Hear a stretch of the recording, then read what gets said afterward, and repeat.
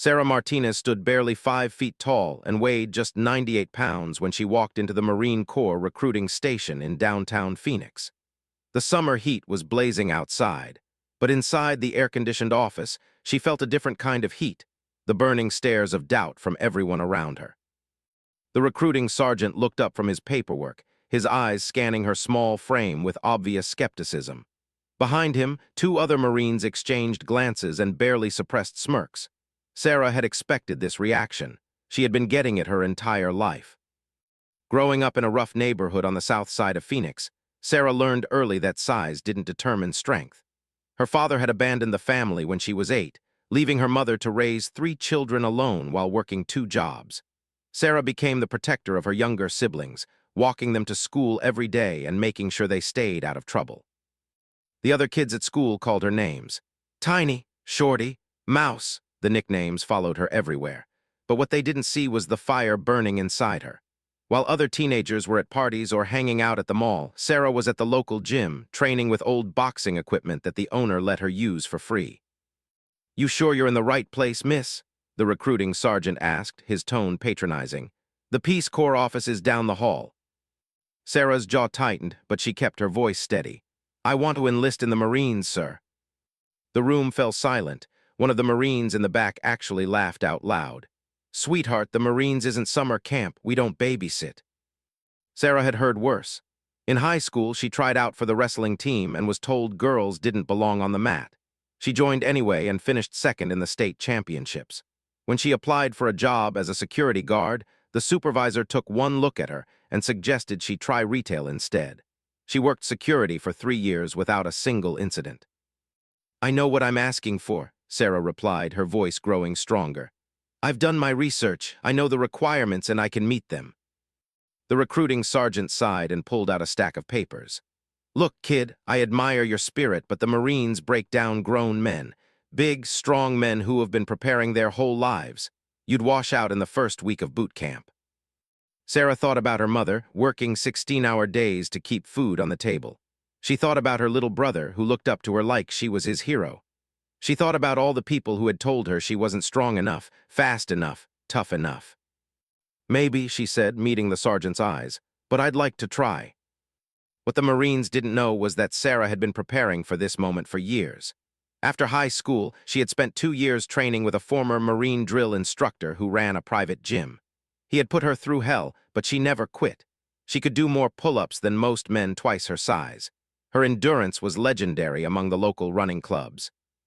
The recruiting sergeant finally handed her the paperwork. "Fine, fill these out, but don't say I didn't warn you." As Sarah filled out the forms, she could hear the whispered conversations around her. "She won't last a day. This is ridiculous. Someone should talk her out of this before she embarrasses herself." Sarah had heard it all before. What they saw was a small, quiet young woman who looked like she belonged in a library, not a battlefield. What they didn't see was the steel in her spine, forged by years of fighting for respect in a world that judged her by her appearance. When she finished the paperwork and handed it back, the recruiting sergeant barely looked at it. "We'll call you," he said dismissively.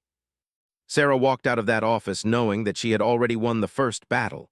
She had gotten them to take her seriously enough to process her application. Now came the real test. That night, she called her mother to tell her the news. There was a long pause on the other end of the line. "Mija," her mother said finally, "are you sure about this?" "I'm sure, Mom. This is what I want to do." "Then I support you. You've always been the strongest person I know, even if others can't see it." Sarah smiled. Her mother understood. She had raised 3 children in one of the toughest neighborhoods in Phoenix, working multiple jobs and never complaining. If anyone knew about hidden strength, it was Maria Martinez. As Sarah hung up the phone, she looked at herself in the mirror. Tomorrow, she would start the most intense physical and mental preparation of her life. She would push her body to limits she had never tested before. She would face challenges that would break most people. But tonight, she allowed herself a moment of quiet confidence. Let them underestimate her. Let them think she was weak. She had been proving people wrong her entire life, and she was just getting started. 3 weeks later, Sarah received the call. She had been accepted for Marine Corps boot camp at Parris Island, South Carolina. The voice on the other end of the phone sounded surprised, as if the caller hadn't expected to make this particular call. "Report for training on September 15th, the voice said. "And Martinez, bring your best effort because you're going to need it." Sarah's preparation intensified immediately. Every morning at 4:30, she was up and running through the desert hills surrounding Phoenix. The summer heat was brutal, but she pushed through it, knowing that the physical challenges ahead would be even worse. Her old high school wrestling coach, Miguel Rodriguez, offered to help with her training. He had served in the Army Rangers and understood what she would face. "They're going to try to break you down mentally before they even test you physically," he warned her. "The key is to stay focused on your goal." Coach Rodriguez designed a training program that would have challenged a professional athlete.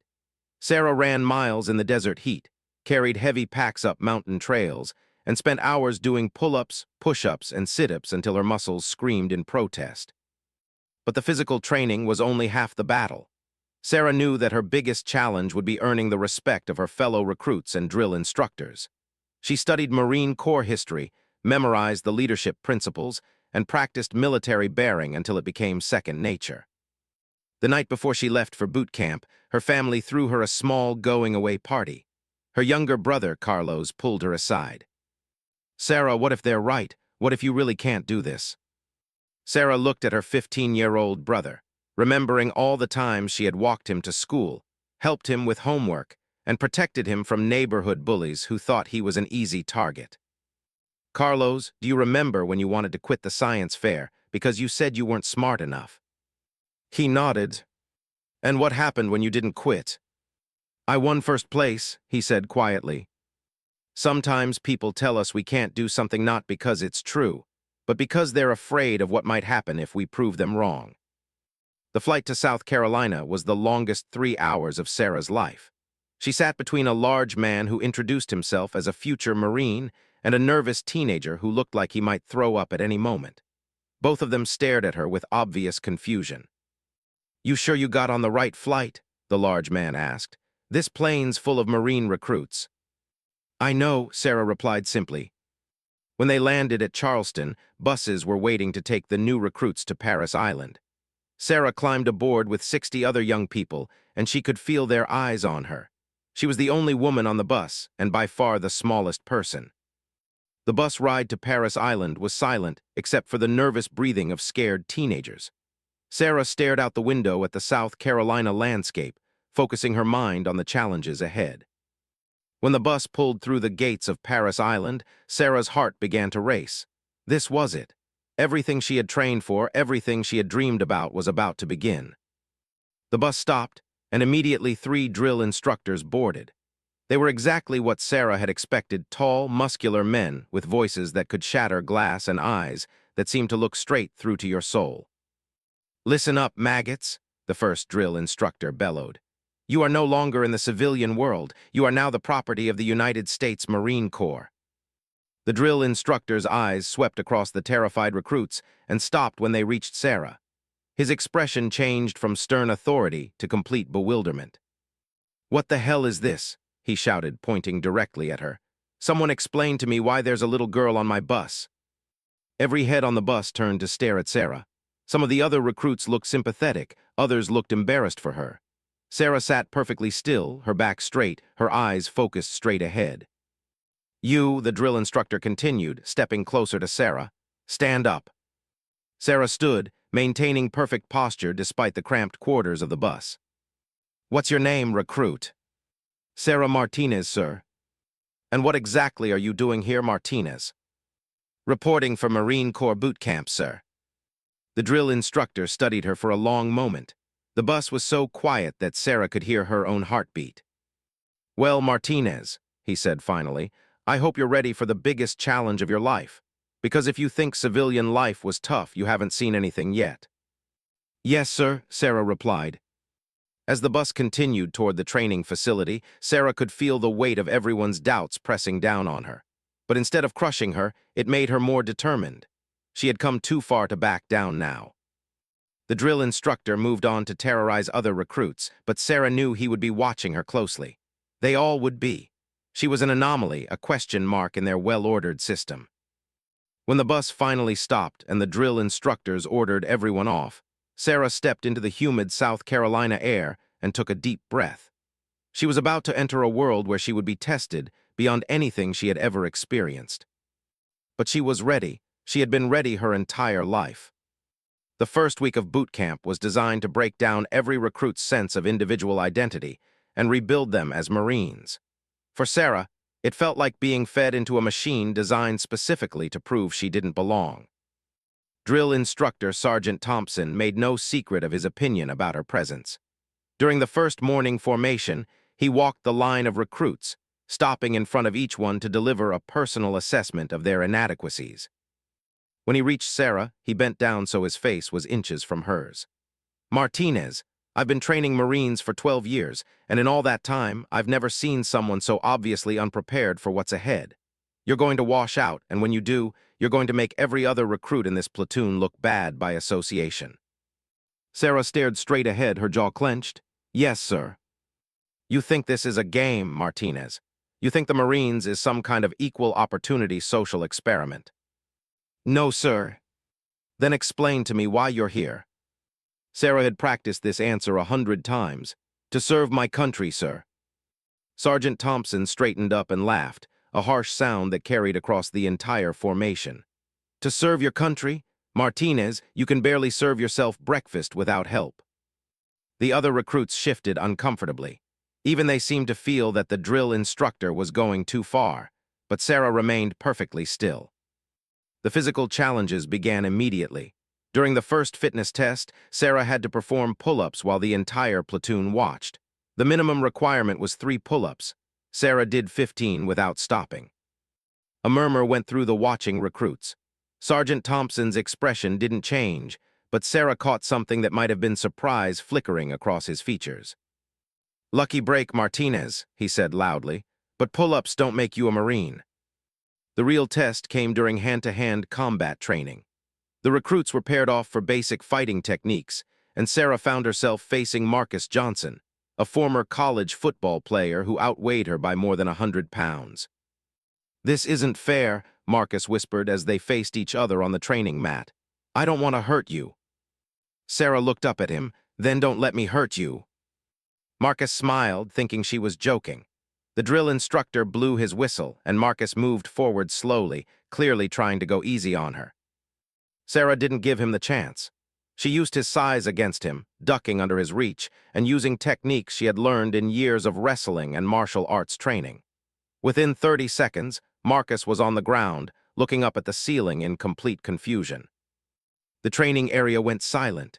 Sergeant Thompson walked over to where Marcus was still lying on the mat. "Johnson, did you just get taken down by someone half your size?" "Yes, sir," Marcus replied weakly. "And how does that make you feel?" "Embarrassed, sir." Sergeant Thompson turned to Sarah. "Martinez, where did you learn to fight like that?" "High school wrestling team, sir, and some martial arts training." "Wrestling team?" Sergeant Thompson's voice carried a note of genuine interest for the first time. "What was your record?" 28 wins, 3 losses, sir. Second place at state championships." The drill instructor studied her for a long moment. Around them, the other recruits were staring at Sarah with new respect. But not everyone was impressed. That evening, Sarah found herself surrounded by 5 recruits in the barracks bathroom. They were led by Tony Brennan, a former college athlete who had been making jokes about her since the first day. "Listen, Martinez," Tony said, stepping close to her. "I don't know what kind of show you're putting on out there, but this isn't high school wrestling. This is the real deal." "I know that," Sarah replied calmly. "Do you? Because you're making the rest of us look bad. The drill instructors are going to make all of us suffer because they have to waste time babysitting you." The other 4 recruits formed a semicircle around Sarah. She recognized the dynamic immediately. It was the same intimidation tactic she had faced countless times in high school and her old neighborhood. "I'm not asking anyone to babysit me," Sarah said. "No, then maybe it's time you proved you belong here, because right now you're just a liability." Tony pushed her lightly on the shoulder. It wasn't hard enough to be called an assault, but it was clearly meant to provoke a reaction. Sarah looked at each of the 5 men surrounding her. They were all bigger than her, all stronger than her in terms of raw physical power. They expected her to back down, to apologize, to admit that she didn't belong. Instead, she smiled. "You really want to do this?" she asked quietly. "What's that supposed to mean?" Tony demanded. "It means that if you want to test whether I belong here, we can test it right now. All 5 of you." The recruits exchanged glances. This wasn't the reaction they had expected. "You're crazy," one of them said. "Maybe, but I'm also tired of proving myself one person at a time. So either back off or let's settle this once and for all."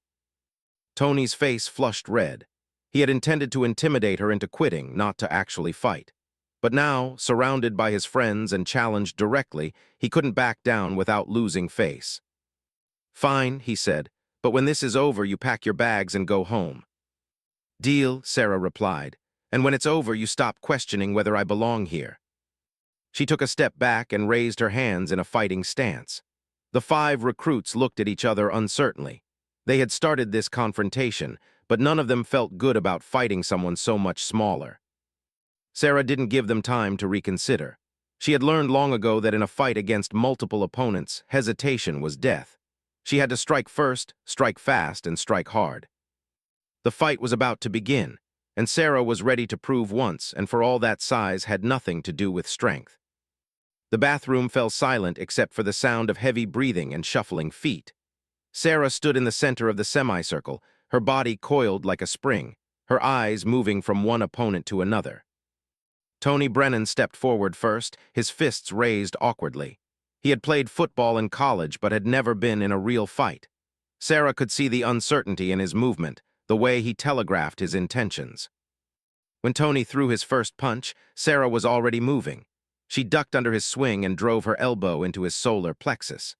The impact drove all the air from his lungs, and he doubled over, gasping. Before the other recruits could react, Sarah spun and caught the second attacker with a sweep kick that sent him crashing into the wall. The sound of his body hitting the concrete echoed through the bathroom. "Stop her," Tony wheezed, still trying to catch his breath. The remaining 3 recruits rushed her at once. Sarah had trained for this exact scenario, multiple attackers in a confined space. Her wrestling coach had taught her that the key was to never let them surround her, to keep moving, and to use their size against them. She grabbed the third attacker's extended arm and used his momentum to throw him over her hip. He hit the ground hard and didn't get back up. The 4th recruit tried to grab her from behind, but Sarah dropped low and swept his legs, sending him tumbling backward into one of the bathroom stalls.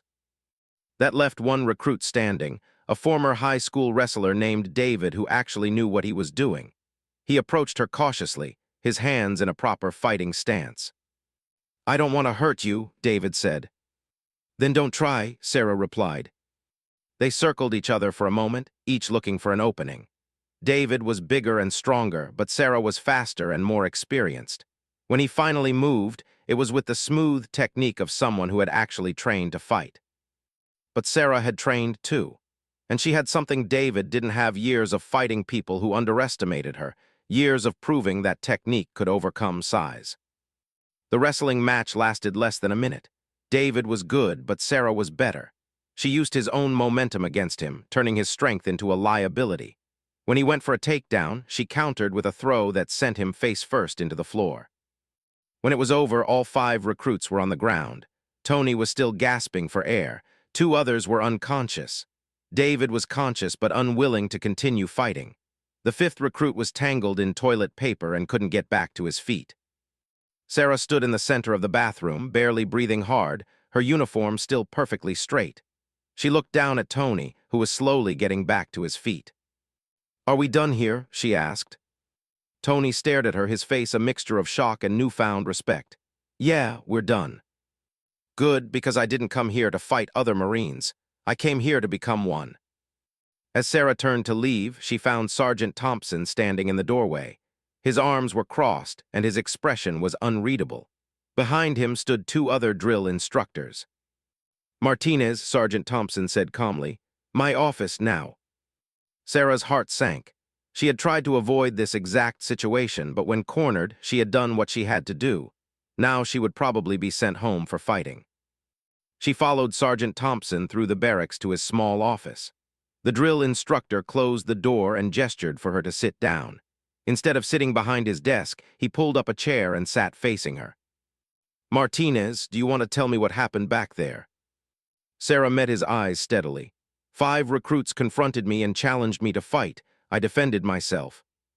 "5 recruits, all bigger than you?" "Yes, sir." "And you knocked out all 5 of them?" "Yes, sir." Sergeant Thompson leaned back in his chair. "Martinez, in 12 years of training Marines, I've never seen anything like what just happened. Where exactly did you learn to fight like that?" "High school wrestling, sir. Some martial arts training, and growing up in a tough neighborhood." "A tough neighborhood in Phoenix?" "South Phoenix, sir. You learn to defend yourself or you don't survive." The drill instructor was quiet for a long moment. When he spoke again, his voice was different, less harsh, more thoughtful. "Martinez, I owe you an apology. When you arrived here, I saw a small woman who I thought would wash out in the first week. I was wrong." Sarah blinked in surprise.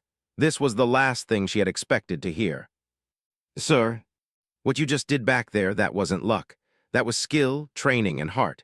You took on 5 opponents and neutralized all of them without breaking a sweat." "I did what I had to do, sir." "No, Martinez, you did what a Marine would do. You assessed the threat, you used the tools at your disposal, and you completed your mission." Sergeant Thompson stood up and began packing around his small office. "Do you know what the Corps values most in a Marine, Martinez?"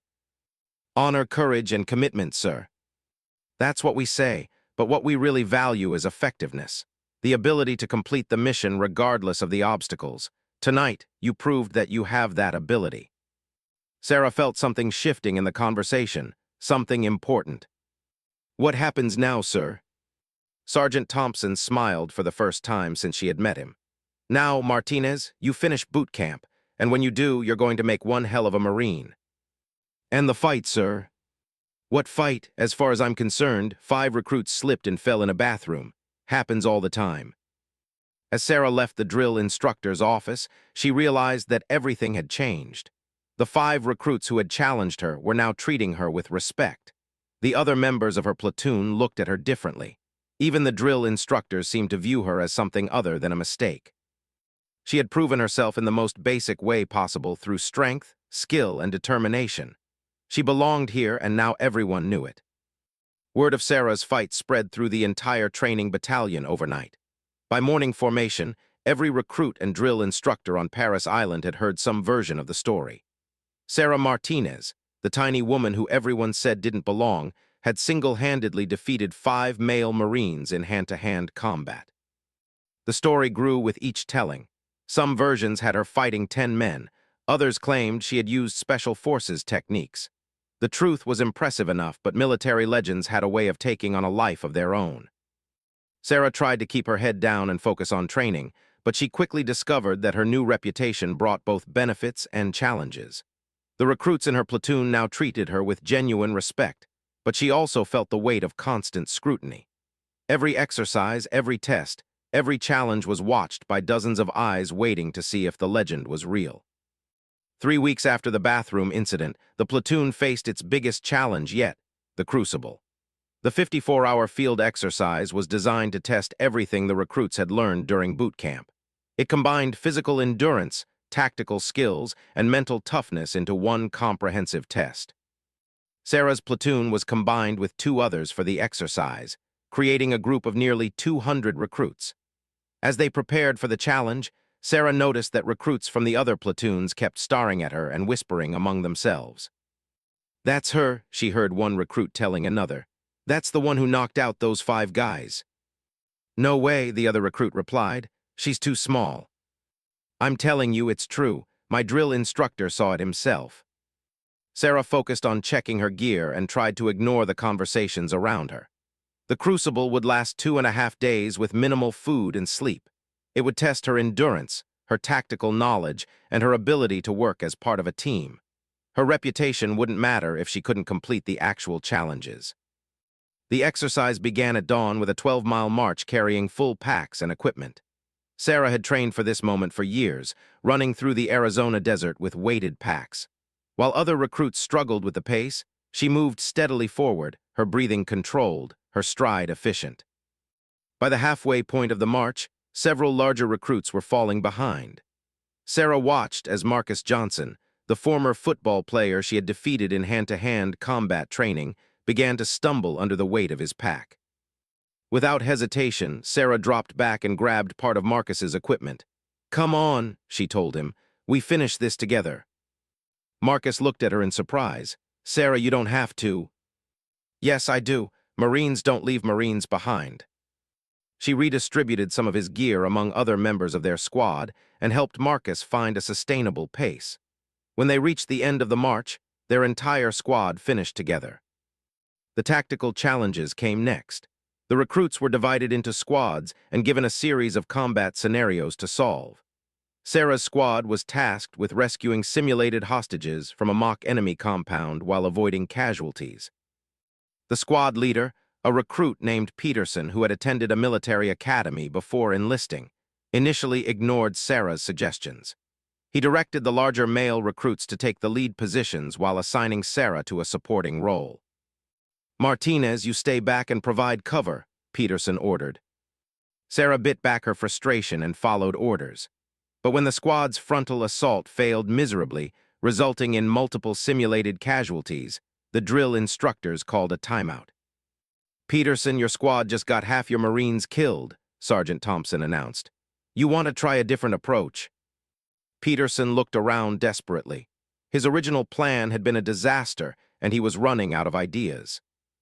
"Sir, perhaps we should listen to Martinez's suggestion," Marcus Johnson spoke up. All eyes turned to Sarah. She had been quietly observing the compound while the others focused on their failed assault. "The front entrance is too heavily defended," Sarah explained. "But there's a drainage tunnel that leads under the compound. It's too small for most of the squad, but I could crawl through it and create a distraction from the inside while the rest of you assault from the rear." Peterson hesitated. Sending the smallest member of his squad into the most dangerous position went against every instinct he had been taught. "Martinez, that tunnel could be a death trap," he said. "Maybe, but sitting here isn't getting those hostages rescued." After a moment of consideration, Peterson nodded. "Do it." Sarah stripped down to essential gear and crawled into the narrow drainage tunnel. It was dark, cramped, and filled with mud and standing water.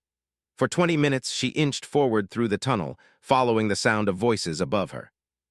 When she emerged inside the compound, Sarah found herself behind enemy lines with no backup and no way to retreat.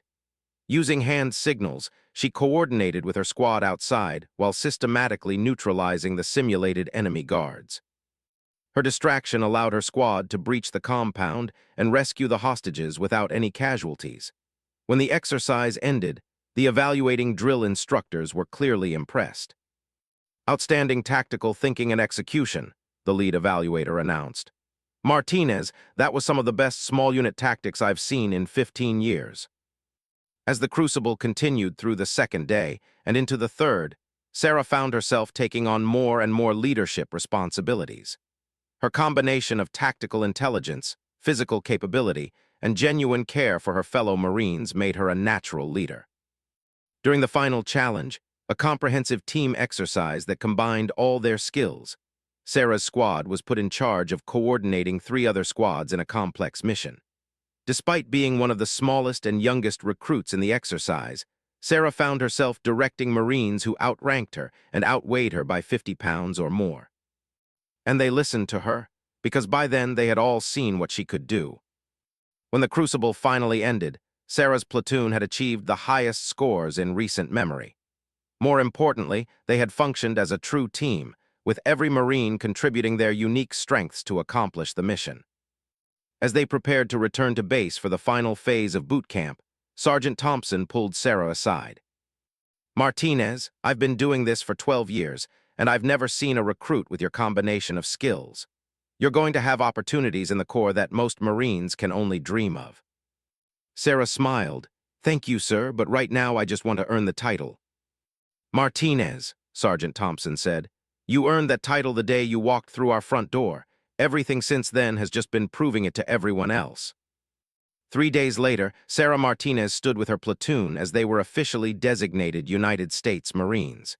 She had traveled further than anyone had thought possible, overcome obstacles that would have broken most people, and earned the respect of every person who had doubted her. But as she looked ahead to her future in the Corps, Sarah knew that this was just the beginning. 5 years after graduation from boot camp, Gunnery Sergeant Sarah Martinez returned to Paris Island as a drill instructor. The same humid South Carolina air that had once intimidated her now felt like coming home. She walked through the training facilities where she had proven herself, remembering the scared young woman who had stepped off the bus with everything to prove. Sarah's career in the Marines had exceeded everyone's expectations, including her own. After boot camp, she had volunteered for infantry training, becoming one of the first women to complete the grueling course. She served 2 tours in Afghanistan, where her combination of tactical intelligence and combat skills earned her rapid promotions and the respect of commanders who had initially questioned her capabilities. But it was her reputation as a leader and mentor that brought her back to Paris Island. The Marine Corps had recognized that Sarah Martinez represented something important, proof that strength came in many forms, and that the Corps was stronger when it embraced all of them. On her first day as a drill instructor, Sarah found herself facing a new group of recruits. They looked exactly the same as every group before them, young, scared, and completely unprepared for what lay ahead. But among them, she spotted something familiar, a young man who was clearly smaller and weaker than his peers, standing at the back of the formation and trying to make himself invisible. After the initial briefing, Sarah approached the recruit. His name tag read Rodriguez. Rodriguez stepped forward. The young man walked forward on unsteady legs. He was barely 18, probably didn't weigh more than 130 pounds, and looked like a strong wind could knock him over. "What brings you to my Marine Corps, Rodriguez?" "I want to serve my country, ma'am," he replied in a barely audible voice. Sarah studied him for a moment.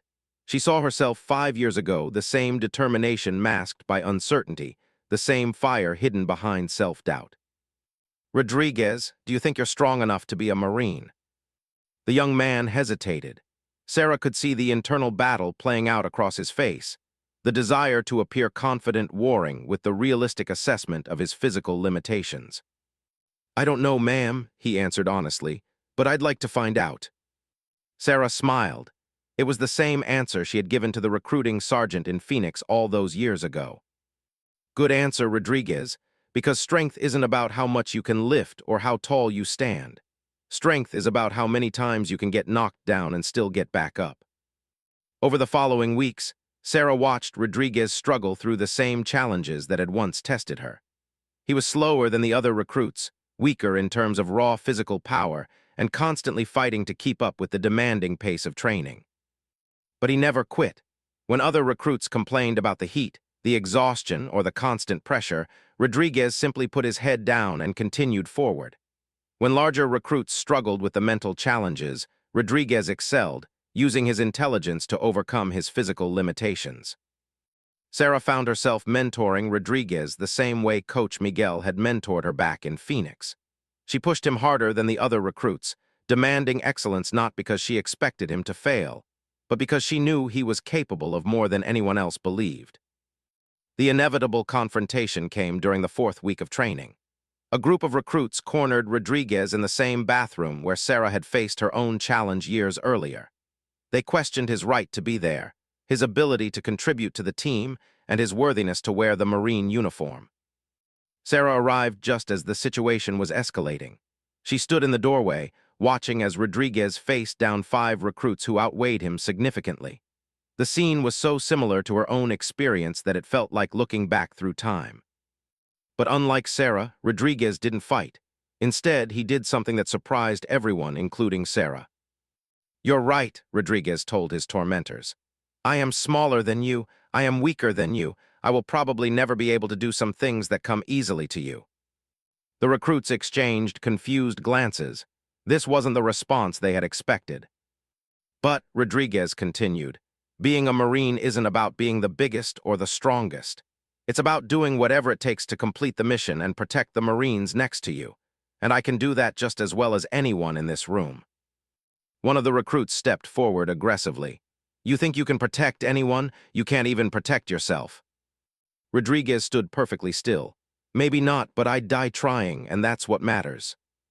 Sarah stepped into the room. Is there a problem here? The 5 recruits snapped to attention. No, ma'am, they replied in unison. Good, because Marines don't fight Marines. We fight the enemy. Rodriguez, my office. As they walked to her office, Sarah felt proud of how Rodriguez had handled the situation. He hadn't resorted to violence like she had. Instead, he had used words and conviction to defend himself. It was a more mature response than her own had been.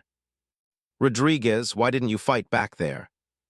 Because fighting them wouldn't have proven anything, ma'am. It would have just shown that I could hurt people. I want to show that I can protect people. Sarah nodded. Rodriguez understood something that had taken her years to learn, that true strength wasn't about dominating others, but about using your abilities to serve something greater than yourself. Rodriguez, you're going to make an excellent Marine. Thank you, ma'am. But you're going to have to work twice as hard as everyone else to prove it. I understand, ma'am. I'm ready. As Rodriguez left her office, Sarah reflected on how much had changed since her own journey began. She had started with something to prove to herself, to the Marines who doubted her, to everyone who had ever called her weak. Now she understood that she had never been weak at all. She had been strong in ways that others couldn't see or understand. Her strength wasn't in her muscles or her size, it was in her refusal to accept limitations that others tried to place on her. 12 weeks later, Sarah stood on the parade ground as Rodriguez and his platoon graduated from boot camp. The young man who had once questioned whether he belonged was now standing tall and proud as a United States Marine. After the ceremony, Rodriguez approached Sarah. Ma'am, I wanted to thank you for everything you taught me. Rodriguez, I didn't teach you anything you didn't already know. I just helped you find it. What happens now, ma'am? Sarah smiled. Now you go out there and prove that being a Marine has nothing to do with how you look and everything to do with how you act. And someday, when you meet a young recruit who reminds you of yourself, you help them find their own strength. As Sarah watched Rodriguez walk away with his family, she thought about her own family back in Phoenix. Her mother, who had raised 3 children alone and never complained. Her brother Carlos, who was now a successful engineer. Her little sister, who was about to graduate from college. They had all found their own ways to be strong. They had all overcome obstacles that others thought were impossible. They had all proven that strength came in many forms. Sarah Martinez had started her journey wanting to prove that she wasn't weak. She had ended it understanding that weakness and strength weren't about size or power. They were about character, determination, and the willingness to keep fighting for what you believed in. And in a bathroom at Paris Island, facing 5 Marines who thought they could intimidate her, she had shown the world that sometimes the smallest person in the room can be the strongest one there. The legend of Sarah Martinez would be told for years among Marine recruits. But the real story wasn't about a small woman who knocked out 5 Marines. It was about a person who refused to let anyone else define her limits, who turned doubt into determination, and who proved that strength has nothing to do with size and everything to do with spirit.